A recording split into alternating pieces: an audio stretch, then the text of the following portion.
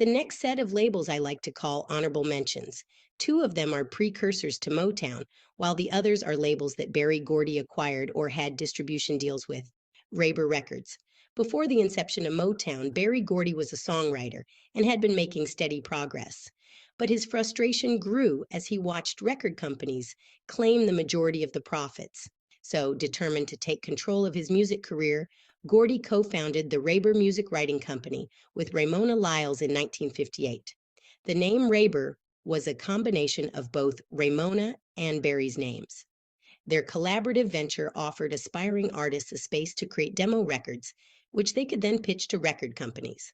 Rayber Records was intended to showcase Gordy's new Rayber music as an arranging, recording, and production company. Anna Records was a record label founded in 1959 by sisters Anna and Gwen Gordy and songwriter Roquel Billy Davis. Known as a forerunner to Motown, the label showcased notable talents, including future Motown stars like David Ruffin, Herman Griffin, and Johnny Bristol. It was also where Marvin Gaye first worked as a drummer. Anna Records' biggest contribution to music history was re-releasing Money, That's What I Want, by Barrett Strong. The single, originally on Berry's Tamla label, was reissued as an Anna single to benefit from Anna's already established distribution contacts. However, the label was not that successful, and in 1961, Anna Records and all its artists were absorbed by Gwen and Anna's brother Berry into Motown. Harvey and Trifi Records, two labels created by singer-songwriter Harvey Fuqua in 1961. He was also married to Gwen Gordy. Artists on these labels included Shorty Long, The Spinners, and Junior Walker. In 1963, both labels and their entire artist roster were bought out by Fuqua's brother-in-law, Berry Gordy, and Fuqua was hired to head Motown's artist development department. Golden World Records, Inc., a record company created and owned by Ed Wingate and Joanne Bratton in 1962. It was home to 4 subsidiary labels: Rick Tick, Golden World, Wingate, and J&W Records. Artists on these labels included the Fantastic Four, the Debonaires, Carl Carlton, and Edwin Starr. They also owned the Golden World Recording Studio.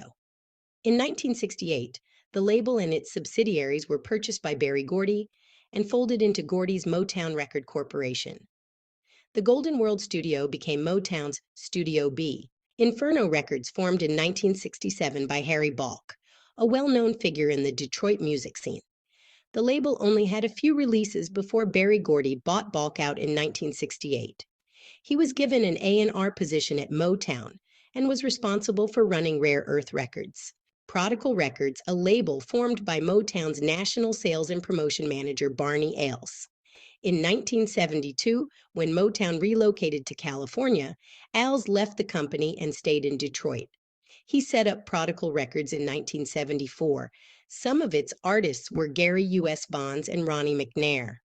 Motown was impressed with what they heard and extended an offer to Alice to rejoin the company as executive vice president in late 1975. This deal also included the acquisition of his Prodigal Records. However, it was closed in 1979. Distribution deals? Chisa Records, founded by Stuart Levine and South African trumpet legend Hugh Masekela in 1966. The label was known for its unique blend of African music, jazz, and soul, and it played a significant role in bringing African music to a broader audience. Motown took over distribution of Chisa in September 1969, and the deal ended in 1971. Ecology Records, established in 1970 by Sammy Davis Jr. and Berry Gordy Jr., was intended to be a new venture for Davis after his success waned at Reprise Records. The deal was for Sammy to release 2 albums on his new label, but the first album tanked and so did the only single that was released from it. Motown decided not to release the second album, so Gordy and Davis parted ways, partly because Davis's style didn't quite mesh with the signature Motown sound.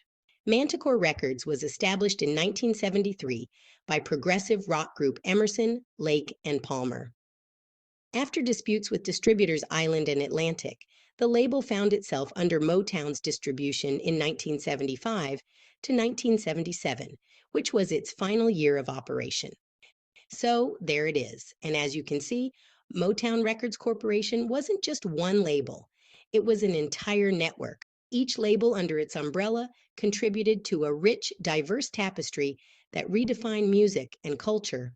It was a movement, one that transcended musical genres and racial divides, bringing the world the sound of young America.